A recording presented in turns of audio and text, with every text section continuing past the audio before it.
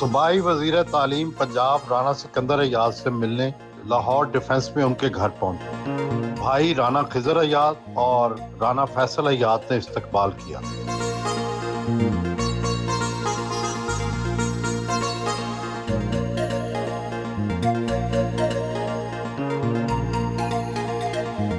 अस्सलाम वालेकुम सर। वालेकुम सर, क्या हाल है? Sir welcome, it is an honour. अस्सलाम वालेकुम मेरा बेटा।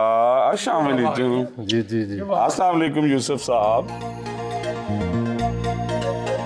पाकिस्तान के सबसे बड़े सूबे के सबसे बड़े महकमे तालीम के वजीर हैं, ये बताएं सबसे बड़ा चैलेंज क्या है? सबसे बड़ा चैलेंज है सर स्केल। 55,000 स्कूल, 3.25 लाख टीचर्स, हर गांव में स्कूल, हर शहर में स्कूल, और उनकी क्वालिटी इम्प्रूव करना ही मेरा मिशन है। बट उस स्केल पे हर जगह साइज इतना बड़ा है। साइज इतना बड़ा है कि आपके लिए ऑलमोस्ट इम्पॉसिबल होता है यूनिफॉर्मिटी मेंटेन करना। तो हमने इस दफ़ा स्कूल्स मैप किए हैं सारे रियल टाइम, बट फिर भी स्केल सबसे बड़ा इशू। आपके वालिद राना मोहम्मद हयात मुस्लिम लीग नून के साथ अरसे से वाबस्ता हैं, वफादार रहे, कई दफ़ा MNA मुंतखब हुए। क्या उनकी खिदमात के इवज़ आपको पहली दफ़ा मुंतखब होने पर ही सूबाई वज़ीर बना दिया गया? सर मैं समझता हूँ कि वो मेरे रोल मॉडल भी हैं, और उन्होंने मियाँ नवाज शरीफ साहब के साथ एक बड़ा मुश्किल टाइम भी गुजारा। और मेरे वालिद साहब सर 2005 में वाहिद ज़िला नाज़िम थे पूरे पंजाब में, और फिर खड़े रहे, नवाज शरीफ के साथ खड़े रहे। चौधरी परवेज़ इलाही साहब वज़ीर आला थे, बुला के यूनियन काउंसिल नाज़िम कहाँ और वज़ीर आला कहाँ, बुला के कहते थे कि जो ख़जाना चाहिए ले लो। राना हयात कसूर का ज़िला नाज़िम ना हो, बट लोग खड़े रहे। मेरे वालिद साहब भी साबित कदम रहे, और हमने भी उन्हीं से ये सब कुछ सीखा। मियाँ नवाज शरीफ साहब जब मिले, उन्होंने मुझे ये कहा कि आपके वालिद की खिदमात, आपके वालिद के मामलात जो हैं वो इस पार्टी के लिए, मेरे लिए बड़े इंपॉर्टेंट हैं। बट जब मेरे वालिद ने मेरी ओथ टेकिंग पे मैडम चीफ़ मिनिस्टर का शुक्रिया अदा किया, मियाँ साहब का किया, तो मैडम चीफ़ मिनिस्टर ने कहा कि ये मैं इसकी कैंपेन देख रही थी, तालीम पे थी इलेक्शन में, तो ये मेरिट पे एजुकेशन मिनिस्टर बने। पहली बार मुंतखब होना और पहली बार ही वज़ीर बन जाना, ये तो मुकद्दर के सिकंदर वाली बात है। सही कह रहे हैं सर, और सीट भी इतनी मुश्किल। मैं तो अल्लाह ताला से यही दुआ करता था कि मैं अगर ये सीट जीत जाऊं, बिकॉज़ पाकिस्तान जब से बना है तब से ये सीट एक दफ़ा मुस्लिम लीग ने जीती, और वो भी 1997 में। राणा साहब, आप कहाँ कहाँ से पढ़े? सर मैं 1-1.5 साल अपने गांव में पहले पढ़ा जी, और मैं रोज़ पहले अपने सरकारी स्कूल जाता था, फिर हमारे गांव से 1 किलोमीटर दूर हमारा शहर है फूल नगर, तो वहाँ पे जाता रहा मैं 1-1.5 साल तैयारी करने HSN की। तख्ती लिखी, वो सारी चीज़ें देखी जो एक पब्लिक स्कूल में होती हैं। फिर मैं HSN कॉलेज में चला गया जी, बोर्डिंग में, क्लास 1 से ही, और बड़ा मेरे ख़्याल में मुझे एक अच्छा इंसान बनाने में और मुझे यहाँ तक पहुँचाने में HSN का और बोर्डिंग का, और फिर मैं समझता हूँ सर कि इसके साथ साथ स्पोर्ट्स को करिकुलर, मैं अल्हम्दुलिल्लाह कॉलेज प्रीफेक्ट भी रहा, मैं क्रॉस कंट्री विनर भी था, मेरे पास 2 कॉलेज कलर्स भी हैं। और उसके बाद फिर मैं कनाडा चला गया जी, यूनिवर्सिटी ऑफ टोरंटो, बहुत अच्छा उनका बिजनेस स्कूल। पाकिस्तान के जो ज़रिया तालीम है, तरीक़ा तालीम है, और जो यूनिवर्सिटी ऑफ टोरंटो का ज़रिया तालीम और तरीक़ा तालीम था, कितना फ़र्क है उसमें? ज़मीन आसमान का। यही अच्छा है, वो अच्छा है? वो अच्छा है सर। कैसे? सर 2-3 चीज़ें बड़ी इंपॉर्टेंट हैं जिन पे अब हम आहिस्ता आहिस्ता रिफॉर्म कर रहे हैं। पहली बात तो ये है कि वहाँ पे रिसर्च की बहुत फंडिंग है, उसे बड़ा प्रमोट किया जाता है। दूसरा, टेक्नोलॉजी में वो हमारे से बहुत आगे। मैं और ये सोचें कि 2005 से 9 का मेरा बैचलर्स का टेन्योर था वहाँ, मैं कभी बैंक नहीं गया, एवरीथिंग वाज ऑनलाइन, rosie.utoronto.ca। हम अभी तक वहाँ नहीं पहुँचे, और इस साल हमने ये रिफॉर्म किया है कि ये मैनुअल फीसें लेनी बंद करें। क्या तरीका है, 2025 में लाइनें लगी हुई हैं। टाट स्कूलों में और HSN के कॉलेज के जो तालिब इल्म हैं, इनकी जहनीत में और इनके तरीक़ेकार में भी फ़र्क पड़ जाता है। वो बिल्कुल अपने दायरे में महदूद हो जाते हैं, आवाम से मिक्स नहीं होते। इसका क्या हल है? सर मेरे साथ ऐसा नहीं हुआ, क्योंकि मैं रहता अपने गांव में था, तो बोर्डिंग से जब आना, गांव चले जाना, और आज जो मेरा ड्राइवर है ये मेरा बचपन में बेस्ट फ्रेंड भी होता था। तो हमें हमेशा से फिर हमारे दादा ने ट्रेन ऐसे किया कि जो मेहमान आने उन्हें बेशक एम्प्लॉयज़ हैं वहाँ, कुक्स हैं, शेफ्स हैं, उन्होंने कहना तुम खुद सर्व करोगे। और इसी तरह फिर जितने गांव के बच्चे हैं शाम को उनके साथ खेलना, तो शायद हमारे में, बट आपकी इस बात में वज़न है कि क्योंकि चीफ्स कॉलेज तो तबीयत होती है हर किसी की, और मैंने तो अपने बेटे को सर सरकारी स्कूल में दाखिल कराया। अल्हम्दुलिल्लाह इस साल हमारा सेंटर ऑफ एक्सीलेंस है। ये कैसे आपने ये कर लिया? सरकारी स्कूलों में तो मिडिल क्लास भी अब नहीं दाखिला करवाती। सर इस साल ट्रेंड रिवर्स हुआ है। मुझे कल एक साहब मिलने आए और उन्होंने कहा कि मैं एक गांव में रहता हूँ और वहाँ मैंने एक बड़े इदारे से अपने बेटे को आपके पब्लिक सेक्टर स्कूल में दाखिल कराया, आपको देखते हुए। एक फिल्म डायरेक्टर मुझे मिले, और ये कहना भी गलत है कि पब्लिक सेक्टर स्कूल्स अच्छे नहीं हैं। सो ये जो अर्ली ईयर्स है ये हर ज़िले में बन रहा है, और मैंने अपने बेटे का दाखिला इसलिए कराया कि लोगों को ट्रस्ट हो। बट मेरे ख्याल में मैं सेफली कहूँगा कि पूरे पाकिस्तान में ऐसा इदारा नहीं। सच तो ये है कि ब्यूरोक्रेसी जो कि सारे निज़ाम को कंट्रोल करती है, उसका कोई बच्चा सरकारी स्कूल में नहीं पढ़ता। नहीं है सर। इसी तरह महकमा एजुकेशन का कोई जो वालिदैन है उनका कोई बच्चा नहीं पढ़ता। तो हमारे ज़माने में तो अफसरों के बच्चे भी स्कूल में पढ़ते थे, इसलिए उनका मेयार भी ठीक होता था। इसके लिए क्या करेंगे सर? और अलमिया ये है कि वो जो सारे आपने जिक्र किया ऑफिसर्स का, वो ख़ुद भी सरकारी स्कूल के पढ़े। बट अब क्या हुआ, अब वो एलिवेट हो गए, उन्होंने सोचा। तो मेरे ख्याल में पिछले 20-30 साल में सर एक जो बेसिक डिफरेंस आया वो आया टीचिंग में, कि वो उस्ताद बहुत मेहनत करते थे, आज भी करते हैं, बट उस लेवल की नहीं। आज उस्ताद को फ़िक्र है तो 60-70% को 30-40% जो हैं वो वेट कर रहे होते हैं कि 12:30 कब बजे और हम जाएं और हम ट्यूशन शुरू करें। मेरे वालिद साहब बताते हैं कि मुझे 3-3 दिन स्कूल में रखा जाता था। पार्टनरशिप देखें राना साहब, देखें, क्वेश्चन ये है कि जो सरकारी स्कूल हैं उनके ग्राउंड भी प्राइवेट स्कूलों से बड़े हैं, उनके टीचर की तनख्वाहें भी सरकारी स्कूलों से ज़्यादा हैं। तो फिर क्या वजह है कि सरकारी स्कूल प्राइवेट स्कूलों का मुकाबला नहीं कर सकते? सर उसकी रीज़न ये देखें, एक तो मॉनिटरिंग नहीं थी स्कूल्स, और हर हफ्ते जब आपको ये पता हो कि मुझे कोई चेक करने आएगा, मेरे बच्चों के बारे में मेरे से पूछा जाएगा, मेरे स्कूल के हालात देखे जाएंगे, और अगले हफ्ते वो फिर आएंगे। अब यहाँ पे क्या हो रहा था कि आपने एईओज़ भर्ती किए, उनके पास 8 से 10 स्कूल हैं सर, वो भी नहीं देखने जाते। फिर डिजिटल मॉनिटरिंग का सिस्टम एक लेवल पे आ गया, आपने उस पर भी काम नहीं किया। तो जो उस्ताद पढ़ा रहा था साल डेढ़ पढ़ा के, उसने कहा चेक तो करने आता कोई नहीं। और मेरे साथ जो बाकी उस्ताद हैं, सो एक स्कूल में अगर 6 उस्ताद हैं, 2 नहीं आ रहे, वही तनख्वाह ले रहे हैं। कितने बाइख्तियार वजीर हैं आप? मुकम्मल बाइख्तियार। मैं समझता हूँ कि मैडम चीफ मिनिस्टर ने मुझे पूरा मैंडेट दिया, और मेरे पास बिल्कुल कोई बहाना नहीं होगा अगर हम कहें कि मुझे ये मसाइल थे। मुझे 100% सपोर्ट दी है उन्होंने, और तारीख की सबसे बड़ी फंडिंग भी इस साल हायर एजुकेशन और स्कूल एजुकेशन। कितने % इजाफा हुआ है? सर पिछले साल डेवलपमेंट बजट था हमारा 32 अरब, इस साल है 100 अरब, 3 गुना इजाफा। 3 गुना। ये सिर्फ स्कूल एजुकेशन। आपने जिसका जिक्र किया यूनिवर्सिटीज़ के कंपैरिजन का, यूनिवर्सिटीज़ को पिछले साल दिया जा रहा था 3.5 अरब, इस साल 18 अरब, 500% का इजाफा।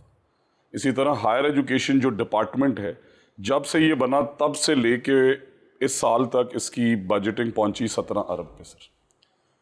इस साल मैडम चीफ मिनिस्टर ने उसे किया 41 बिलियन। प्राइवेट और पब्लिक दोनों मिले हैं पहली दफ़ा, और पब्लिक प्राइवेट पार्टनरशिप में अब जो स्कूल्स चलाए जा रहे हैं करीबन 11,000 हो गए, उनके रिजल्ट्स फिनोमिनल। वो हमें तीसरा हिस्सा कॉस्ट में पड़ते हैं। पहली दफ़ा हम हर बच्चा पब्लिक सेक्टर का और प्राइवेट सेक्टर का नादरा से इंटीग्रेट कर रहे हैं। 20 लाख गोस्ट बच्चे मिले हैं सर हम जब आए सिस्टम। सो आप देखें, एक निज़ाम जिसमें 1 करोड़ में से 20 लाख बच्चे ही नहीं हैं, किससे झूठ बोल रहे हैं? अब ख़त्म हो गए सारे गोस्ट? 18,70,000 बच्चे गोस्ट हमने। और टीचर कितने हैं गोस्ट? सर टीचर गोस्ट नहीं है, उनका इंटरेस्टिंग और प्रपोजिशन है। लाहौर की एक तहसील में 109 टीचर बैरून मुल्क रह के तनख्वाह ले रहे हैं। आप सोचें कि पंजाब में 150 तहसीलें, तो पहली दफ़ा तो उनके खिलाफ अब कोई तादीबी सर अल्हम्दुलिल्लाह हमने हिस्ट्री में 20 सालों में इतने टीचर्स नहीं निकाले गए जितने इस साल निकाले गए। सबसे बड़ा काम जो हमने किया है वो ये है कि हमने फेशियल रिकग्निशन बेस्ड सिस्टम इस साल ला रहे हैं।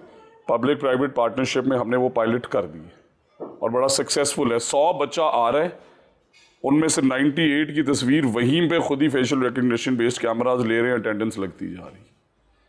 और आखिरी एलिमेंट जो कि मैं समझता हूँ कि सबसे बड़ा जुल्म हुआ, मैं जब आया सर मुझे ब्रीफ किया गया कि 1,25,000 टीचर्स शॉर्ट। अब 1 करोड़ बच्चा 3.25 लाख टीचर, जब टीचर्स बच्चों पे डिवाइड किए तो पता चला कि स्टूडेंट टीचर रेशो तो 30-31 की है और ये पूरी दुनिया में globally best student teacher ratio है। तो मैंने कहा शॉर्टेज किधर है?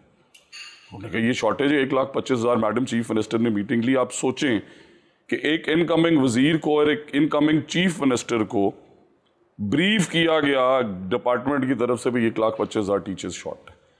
हमने जब देखा तो 45,000 टीचर्स सरप्लस। यही फेक गोस्ट एनरोलमेंट क्यों? 18 लाख बच्चे थे, इसी वजह से कि वहाँ पे उस्ताद मोहतरम रहना चाहते थे, पढ़ाते भी नहीं हैं। और फिर आखिरी एलिमेंट कि इस साल teachers certification so young interns को ला रहे हैं कि काम करो बेटा, महीने की तनख्वाह मिलेगी 50,000, 3 साल हैं तुम्हारे पास, अगर तुमने सर्टिफिकेशन ले ली कि मैं मुस्तनद सर्टिफाइड उस्ताद हूँ, तो उससे 2 काम हो रहे हैं सर। इंग्लैंड में टीचर शॉर्टेज है, इंग्लैंड के वज़ीर तालीम ने मुझे कहा असातिज़ा भेजो। जर्मनी में, टर्की में, यूरोप के और ममालिक में, मिडल ईस्ट में हो रहा क्या है? हमारे असातिज़ा के ख्वाब यहाँ उन्हें दिखाए छोटे जाते हैं कि 50-60 हज़ार सैलरी ले और यहीं रुक जा। अगर वो ये सर्टिफिकेशन ले ले, वो ग्लोबली एक्सेप्टेड है। 50,000 से जाए सीधा 5 लाख पे, अपने आप को कॉन्टीन्यूसली डेवलप तो उस टीचर ने करना। सो ये सर्टिफिकेशन रजीम ला रहे हैं। आप देखें कि 1,25,000 टीचर्स हायर करने की कॉस्ट एनुअल 125 अरब थी। वो इस कौम का पैसा बचा।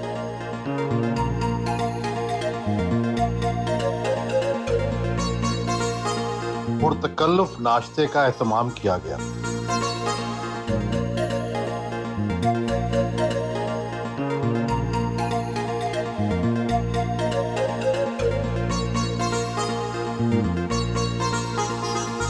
अपने बच्चों के हमरा नाश्ता किया।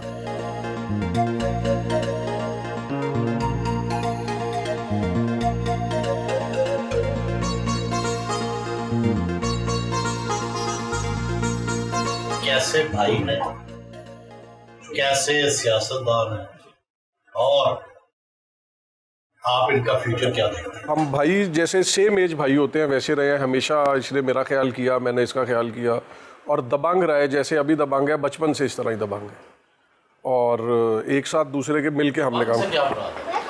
खौफ बेखौफ, जैसे अभी रेपुटेशन है अल्हम्दुलिल्लाह कि किसी काम में डरते नहीं हैं।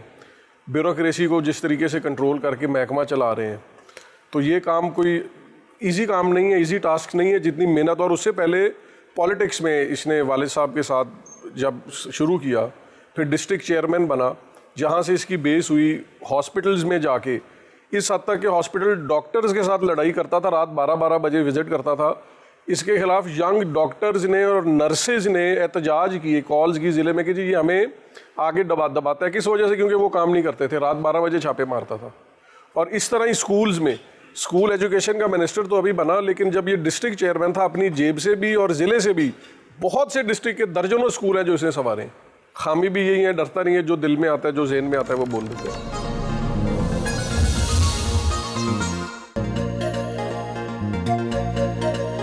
घर में सुबह सुबह खुली कचहरी लगाते हैं। जी ये तनी की एक गांव है मेरे हलके में, बिल्कुल दरिया रावी पे, और इस बच्ची के गांव में स्कूल नहीं है, बट इसकी वालिदा ने बड़ी बहादुरी से इसे पढ़ाया। और मैं जब करीबन 1 साल पहले वहाँ गया और मैंने देखा कि यहाँ स्कूल नहीं है, तो वहाँ सर मैंने अपने ज़ाती फ़ंड से 12 लाख रुपए लगा के इनका स्कूल बना दिए ताकि इस जैसी हज़ारों बच्चियाँ पढ़ें। अब ये माशाल्लाह बैचलर्स कर गई। और अगली बात आप देखें कि ये इसलिए आई है कि ये मास्टर्स करना चाहती है और वसाइल नहीं है। एक माँ ने हिम्मत करके यहाँ तक पढ़ा दिए। इसलिए मैं कहता हूँ कि मैडम चीफ मिनिस्टर की होनहार स्कॉलरशिप क्यों ज़रूरी है।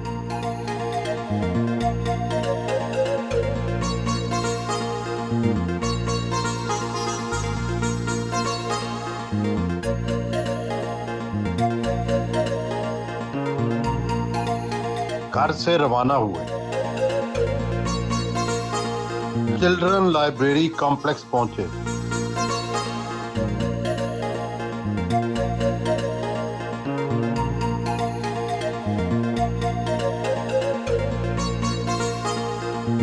सीईओ मोहम्मद खुरम ने इस्तकबाल किया।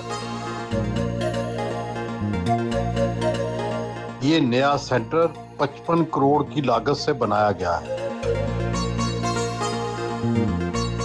ये एक सरकारी इदारा है, लेकिन इसमें खास क्या बात है? एक बिल्डिंग है जो प्रॉपर है, और इसमें आप आगे आए तो आपको पता चलेगा मेन बिल्डिंग इधर है, और ये एक पूरी बिल्डिंग है जो आर्ट क्राफ्ट थिएटर को दी गई है, जो सरकारी इदारों में मुझे नहीं लगता होती थी।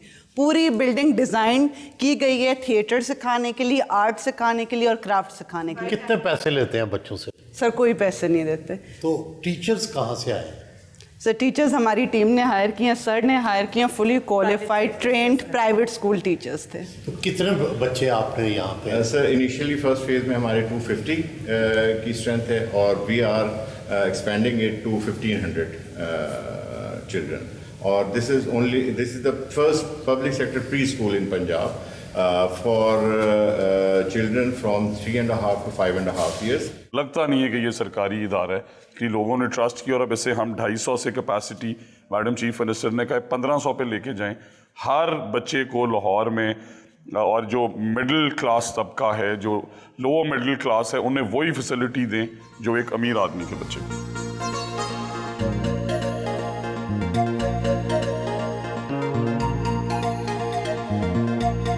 जिसे अब Nawaz Sharif centre of excellence बना दिया गया।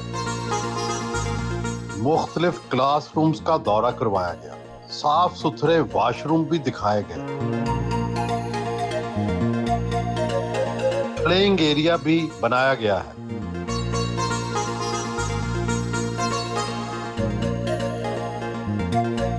स्टाफ के साथ ग्रुप फोटो बनवाया।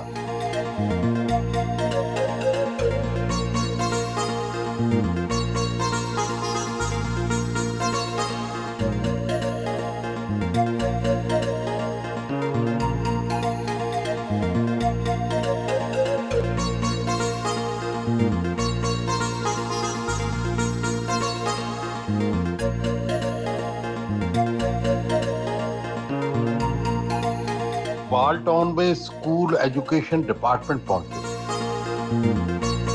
ये नया शोबा मुख्तलिफ अजला में बच्चों को स्कूलों में दूध पहुंचाता है। यहाँ से पंजाब के अजला में असातिज़ा की मॉनिटरिंग भी की जाती है। कॉन्फ्रेंस रूम में आए। इस प्रोग्राम से आउट ऑफ स्कूल चिल्ड्रन जो हैं सर, दुनिया में जितने बच्चे स्कूलों से बाहर हैं, उनको क्या खाने में मिलता है? उन्हें रोज एक पैक ऑफ मिल्क सुबह उनकी क्लास में पहली से 5वीं के तमाम स्टैंड अलोन प्राइमरी स्कूल्स में दिया जाता है। 1 लाख बच्चा सर इन स्कूल्स में आया, और इसकी डेली एक क्लास की एक बच्चे की रियल टाइम पिक्चर हमारे पास आती है इस डैशबोर्ड में सर, डेली। कितना खर्च हुआ है इस पे टोटल? सर इस पे हमें गवर्नमेंट ने सर फंड्स एलोकेट किए थे 6 अरब रुपए। हमने सर उन्होंने हमें कहा था कि 75 से 80 रुपए का आप ये पैक खरीदेंगे इंक्लूडिंग डिलीवरी। हमने सर ट्रांसपेरेंट टेंडरिंग की, उसमें क्रेडिट जाता है PDPMIU को, इनकी टीम को। हमने सर वो प्रोग्राम कंक्लूड किया 3.5 अरब में, और 2.5 अरब रुपए हमने सर सेव करके ख़जाने में वापस जमा किया। और सर सबसे बड़ी मज़े की बात सर, इन 3 ज़िलों में अटेंडेंस अब है 94%, आम ज़िलों में अटेंडेंस है 70%। वो बच्चा रोज़ स्कूल आ रहा है सर, रोज़ 1 लाख, क्योंकि उसको खाना मिल रहा है सर। 1 लाख के करीब नई इनरोलमेंट हो गई है सर।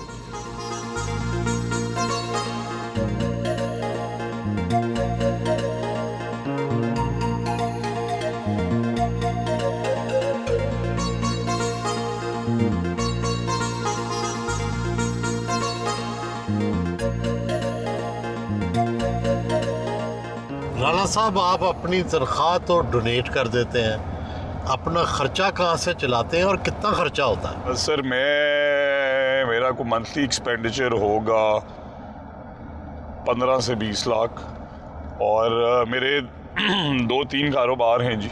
एक तो मैं ये जो वाइट एग्स हम रोज़ खाते हैं, तो इसकी मेरी करीबन कोई 70-80,000 की डेली प्रोडक्शन है। अल्हम्दुलिल्लाह 5 हाउसेस हैं मेरे, और बड़ी मेहनत से वो मैंने खड़ा किया, और अब मेरे बड़े भाई जो हैं वो उसे देखते हैं। इसी तरह रियल एस्टेट के अंदर जी मैंने काफ़ी काम किया पिछले 8-10 साल।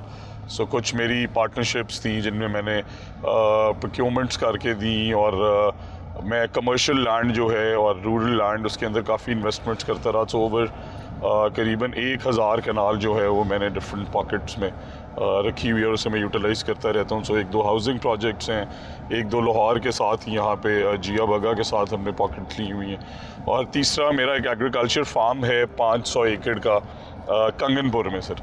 तो वो मैंने कोई 10-11 साल में बिल्ड किया। मेरे वालिद साहब ने वो 97 में लिया था। लाहौर के अंदर IT बेस्ड काम हैं जिनके अंदर मैं पार्टनर हूँ।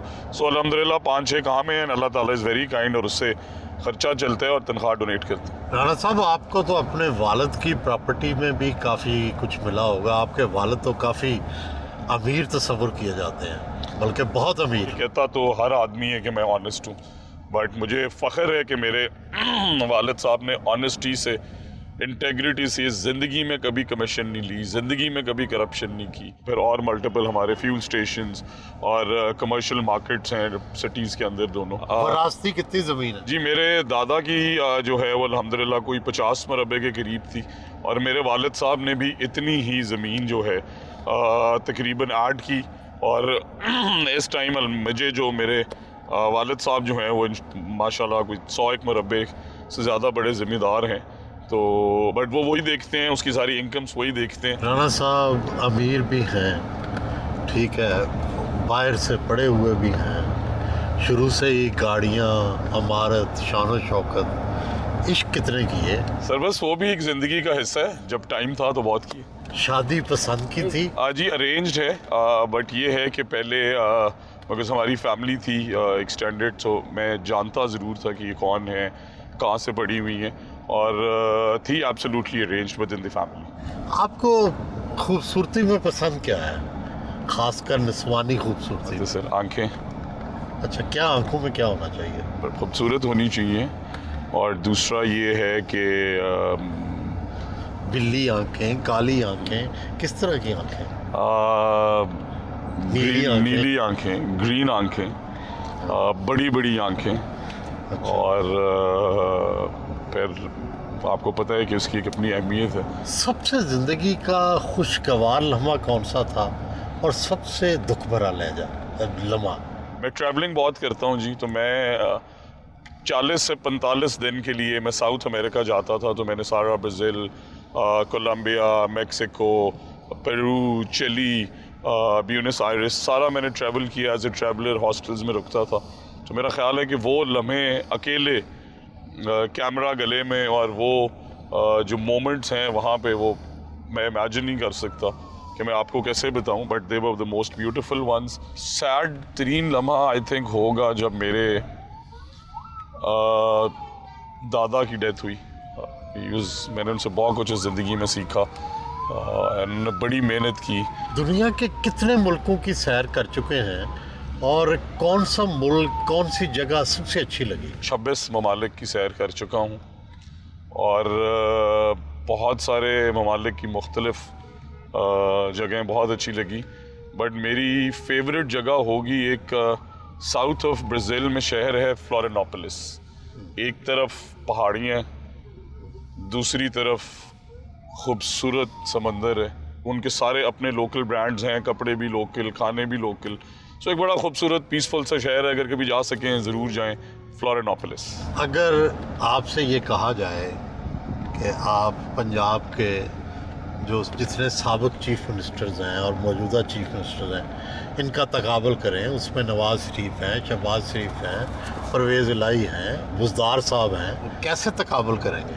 सर मैंने तो काम किया शहबाज शरीफ साहब के साथ, बिकॉज नवाज शरीफ साहब जब चीफ मिनिस्टर थे, I was born in 86, but उनका काम और मुख्तसर सा टेन्योर था, बट उनका काम है मैंने प्राइम मिनिस्टर बहुत देखा, और बड़ा बिलीव करता हूँ मैं मियां नवाज शरीफ साहब की फ़िलासफ़ी में। बट मैं समझता हूँ कि मैडम चीफ मिनिस्टर के 2-3 बड़े मेजर शहबाज साहब ने भी बड़ी मेहनत की, चौधरी परवेज़ इलाही साहब भी कहते हैं कि उनका बड़ा रख रखाव था, लोगों से मिलना जुलना था, बट उस टाइम पे करप्शन बड़ी एट पीक पे रही। शहबाज साहब ने उसे मैसिवली कंट्रोल किया, एडमिनिस्ट्रेटर बड़े पावरफुल थे, बट डेलीगेशन ऑफ पावर में बिलीव नहीं करते थे। शहबाज शरीफ साहब, सो शहबाज शरीफ साहब हैं तो गुड गवर्नेंस है, अगर वो नहीं है तो फिर जब बुज़दार थे आपने देखा क्या हुआ। तो मेरा ख्याल है कि मैडम चीफ मिनिस्टर ने दो, एक तो सस्टेनेबिलिटी, सारी दुनिया यही कहती है कि बिल्डिंग बनाना बहुत अच्छी बात है, बट ये समझाओ कि ये 20-30 साल कैसे चलेगी। तो आपके ख्याल में मरियम नवाज साहबा शहबाज शरीफ से भी अच्छी चीफ मिनिस्टर है? जी, इसलिए मैं ये नहीं कह रहा कि उन्होंने मुझे मौका दिया। देखें, ये भी एक बहुत बड़ी बात है। आपने, मैं सारे सीनियर्स की बड़ी इज़्ज़त करता हूँ और मेरे ताया भी अल्हम्दुलिल्लाह माशाल्लाह is 7th time in the parliament, but एक यंग आदमी जो काम कर सकता है ना, आप सुहेल वड़ैच साहब, आप इस बात से इत्तेफाक करें कि पंजाब की कैबिनेट में किसी भी सूबे के मुकाबले में या तारीख के मुकाबले में यंगेस्ट तरीन लोगों को मौका दिया गया। अब ये डिसीजन मुश्किल क्यों है? मैं एक पहली दफ़ा का पार्लियामेंटेरियन हूँ, मुझे इतने बड़े पोर्टफोलियो पे ट्रस्ट करना, लोगों ने ये भी तो डराया होगा ना कि ये डुबा देगा। देखें, तालीम जो है यही तो सबसे इम्पोर्टेंट चीज़, अगर ये ना चली क्या होगा। बट उन्होंने वो मजबूत और दिलेराना फैसला किया, हर किसी के अंदर ये काबिलियत नहीं है।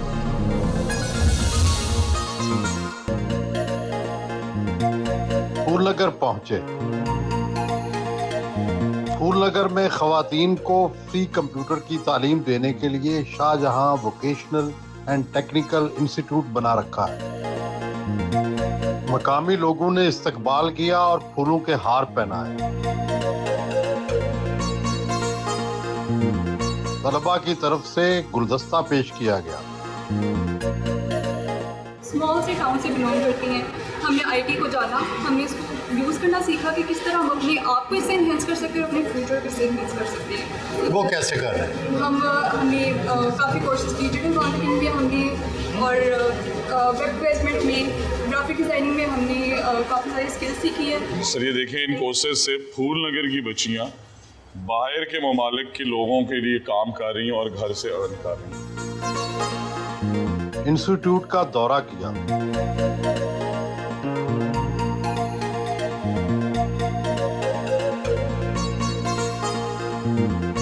तालिब इल्मों के साथ खसूसी तस्वीर भी बनवाई।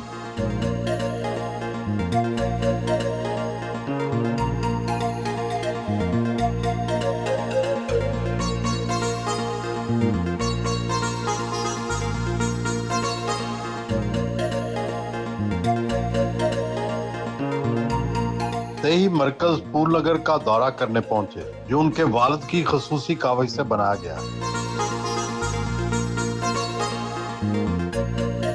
डॉक्टर ने अस्पताल की सहूलियात के बारे में आगाह किया।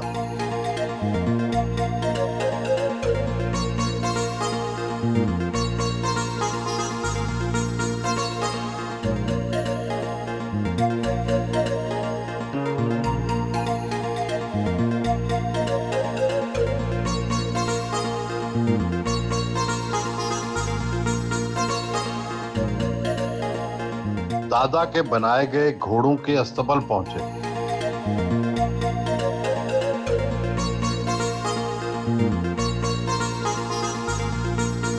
जागीरदारी, सियासत और फिर घोड़ों का शौक कितना महंगा है?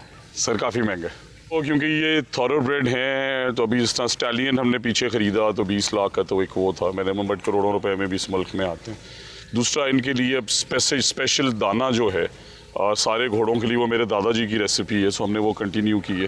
करोड़ों रुपए की ज़मीन है जो आपको सिर्फ इस सेट पर्पस की रखनी पड़ती है। कितने घोड़े हैं आजकल आपके? सर, अल्हम्दुलिल्लाह 35 के करीब। पहले कितने थे? आपके दादा तो ज़्यादा पढ़े लिखे नहीं थे, लेकिन किस तरह से वो डर्बी भी जीते, किस तरह से घोड़ों का शौक, ज़मीनें भी इकट्ठी कर ली, क्या तरीका था उनका? सर, वो बड़े प्रोग्रेसिव आदमी थे। वो बताते हैं कि यहाँ से शुरू में जब वो आए पाकिस्तान, तो यहाँ से लाहौर लकड़ी बेचने जाते थे, मुख्तलिफ़ किस्म की सर्विसेज। 3 जमातें पास थे, बट उन्हें घोड़ों का शौक़ था। सो आहिस्ता आहिस्ता देसी घोड़ों से फिर उन्होंने रेस क्लब जाना शुरू किया, फिर उन्होंने अपनी ब्रीड बनाई और 2 डाबियाँ अल्हम्दुलिल्लाह ये हमारे स्टड के अपने ज़ाती ब्रेड घोड़े जो हैं वो जीत चुके हैं। और मोमेंट ऑफ लव जो है उसने जो है रिकॉर्ड भी बनाया। पिछले को 5 साल से फिर मैं, मेरे कज़न है आमिर साहब और मेरे बड़े भाई राना खज़र साहब, हमारे वालिदैन को, मेरे वालिद साहब वगैरह को शौक़ नहीं है क्योंकि मेरे दादा ने रेस क्लब नहीं जाने दिया इस डर से कि कहीं जुए पे ना लग जाए। तो वो ब्रीडिंग खुद ही करते थे और ख़ुद ही जाते थे। बट हमें अब बहुत शौक़ है राइडिंग का भी, तो अब अल्हम्दुलिल्लाह हमने दोबारा से 12 से 35 कर लिए और इंशाल्लाह सबसे महंगा घोड़ा कितने का है? अप्रॉक्सीमेटली अगर एक बच्चा भी है ना वो भी कोई 12, 14, 15 लाख रुपए का है। तो क्या इनकी ब्रीडिंग करके बेचते भी हैं आप? जी, हम क्योंकि रेसेस खुद नहीं करते और हमारे दादा को कभी शौक़ नहीं था और उन्होंने हमसे ये वादा लिया था कि रेसेस में नहीं जाओगे तो हम लीज़ पे दे देते हैं कि भगा कोई मर्जी ले भले से। और महंगे से महंगा अगर स्टालियन आप देखें हमारे फार्म ने जो प्रोड्यूस की है तो वो कोई, अगर मैं मोमेंट ऑफ लव की वैल्यू लगाऊं तो उस टाइम करोड़ों रुपए की ऑफ़र थी, बट हमने नहीं किया।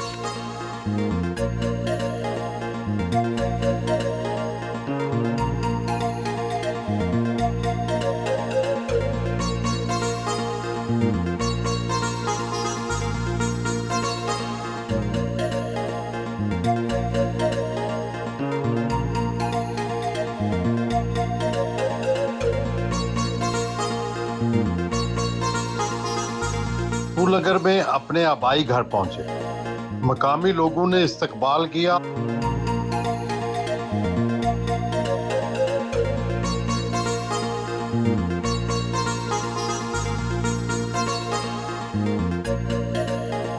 यहाँ पुरतकल्लुफ खाने का एहतमाम था।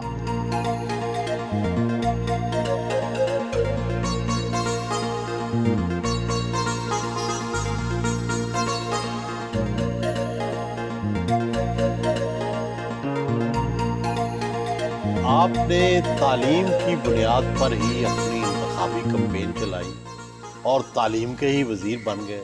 क्या बहुत पहले प्लान बना लिया था कि तालीम को ही ठीक करना है? मेरा ये मानना है कि तालीम से बेहतर इन्वेस्टमेंट भी कोई नहीं है। एक तो ये नेकी है, बट दूसरा इन टर्म्स ऑफ रिटर्न तालीम से बड़ी इन्वेस्टमेंट कोई नहीं है। तो मैंने फिर तालीम को ही बेस बनाया। I think madam chief minister ने मेरी सारी वो कैंपेन देखी, मैंने उनके साथ 1.5 साल MSF में भी काम किया, तो फिर उन्होंने मुझे पोर्टफोलियो मेरा उन्होंने चूज़ किया है। But I am actually grateful to God कि मुझे जिस चीज़ का शौक़ था उसी में मुझे खिदमत करने का मौका मिला। राना साहब, सियासत, खिदमत, कोशिश, हिम्मत, बिजनेस, ज़मींदारी, ये सब कुछ तो ठीक है, लेकिन शख्सियत के कुछ दूसरे पहलू भी होते हैं। हिस्से लतीफ़ भी होती है, मौसीकी भी होती है, गाना भी होता है।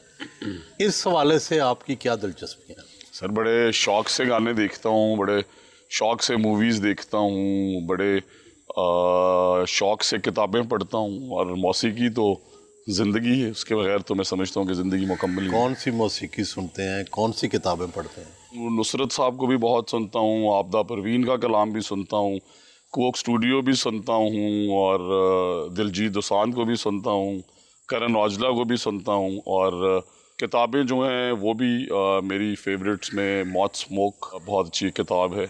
और फिर मैंने जो है बायोग्राफीज़ काफ़ी पढ़ी।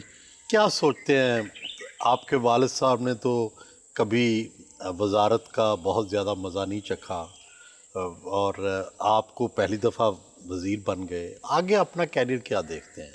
मैं एजुकेशन से ही मुंसलिक रहना चाहता हूँ। सो अगर वर्टिकल इंटीग्रेशन भी हो, मैक्सिमम नेशनल असम्बली में चले जाएंगे, वहाँ पे भी तालीम या सेहत से रिलेटेड कुछ चीज़ देखना चाहूँगा। और प्रोविंशियल कैबिनेट में अल्लाह ताला ने मौका दिया तो 5 साल पहले वो कहानी लिखना चाहता हूँ मैडम CM के बिहाफ पे कि अगर हमारे बुज़ुर्गों ने कितना खूबसूरत पाकिस्तान बनाया था, अगर तब हमारी इकॉनमी इंडिया से बेहतर थी, अगर तब हमारा एक्सचेंज रेट उनसे बेहतर था, अगर तब हमारी रिस्पेक्ट दुनिया में इंडिया से बहुत बेहतर थी, तो शायद वो दिन तालीम और टेक्नोलॉजी ही वापस ला सकते। बट बयानिया जो है उस पर बेस्ड मेरी सियासत है, इंडिविजुअल कामों पे बेस्ड मेरी सियासत नहीं। तो बयानिए का कोई बाउंड्री नहीं होती। so, सब नौजवानों के साथ मिलकर एजुकेशन सिस्टम को ट्रांसफॉर्म करना चाहता हूँ। आपके मुखालिफ अक्सर इल्ज़ाम लगाते हैं कि राना फैमिली इतनी बाअसर है, ताकतवर है कि इसने डराया हुआ है, ज़मीनों पर कब्ज़े किए हुए हैं, यहाँ पे जुल्म का बाजार गर्म कर रखा है। मैं कीचड़ नहीं उछालना चाहता किसी पे, बट कोई एक सिंगल केस हमने मेहनत ज़रूर की और अल्लाह मेहनत करने वालों को रिवॉर्ड करता है। और मैं एज चेयरमैन ज़िला काउंसिल और मैं आज एज एजुकेशन मिनिस्टर एक भी सिंगल केस कोई किसी ने पॉइंट आउट किया हो। हाँ ये ज़रूर है बिकॉज़ वो हमेशा से इन सीटों पे काबिज थे, उनकी विरासत थी। अब मेरे जैसे वर्कर्स, अब मेरे दादा तो वज़ीर आला नहीं थे सर, मेरे वालिद ने मेहनत से पॉलिटिकल करियर भी बनाया और मेहनत से अपने कारोबार भी किए और अपनी ज़मीनें भी ग्रो की। इसी तरह मैं भी मेहनत से कर रहा हूँ। मैंने अगर 10-12 साल में, मैं आपको ऑन टीवी कह रहा हूँ लाइव, के मैंने अगर 2-3 अरब रुपए कमा लिए हैं सर इस ज़िंदगी में मेहनत से, तो और मुझे क्या ज़रूरत है। अच्छी गाड़ियाँ हैं, घर है। सो नेगेटिव प्रोपेगेंडा है, हम कभी इस तरह का काम नहीं करते और कभी ज़िंदगी में करेंगे भी नहीं। लोग ये भी कहते हैं कि भाई फेरो या फूल नगर ये मनशियात का गढ़ रहा है और इसके पीछे भी आपके ख़ानदान का नाम लिया जाता था। सर इस तरह है कि हमारे गांव में एक बहुत बड़ी एक्सटेंसिव फैमिली थी और उसमें कई कत्ल हुए और वही मंशियात में 2 फैमिलीज इंगेज थी। बट अल्लाह का शुक्र है कि वो 15-20 साल से फिर वहाँ से चले गए और हमने बड़ी पिछले 20 साल में मेहनत से ज़ीरो टॉलरेंस की और आज अल्हम्दुलिल्लाह पिछले 10-15 साल में 90% मंशियात फरोश यहाँ से भाग चुके हैं और उनकी ज़ीरो स्पेस है। हम बड़े विजिलेंट, बट आपको पता है बिकॉज ये रावी की बेल्ट है, तो यहाँ पे रावी की बेल्ट पे क्रिमिनल्स और मंशियात फरोशी और रस्सागिरी ये बड़ी कॉमन चीज़ें थी। हाउएवर 10% एलिमेंट्स, 2-4 बड़े बाअसर लोग जो हैं वो पकड़े गए, फिर आ गए जो हैबिचुअल हैं जिस तरह हर ज़िले में होते हैं, वो ज़रूर एग्जिस्ट करते हैं, बट ओवरऑल 90% अल्हम्दुलिल्लाह कंट्रोल है।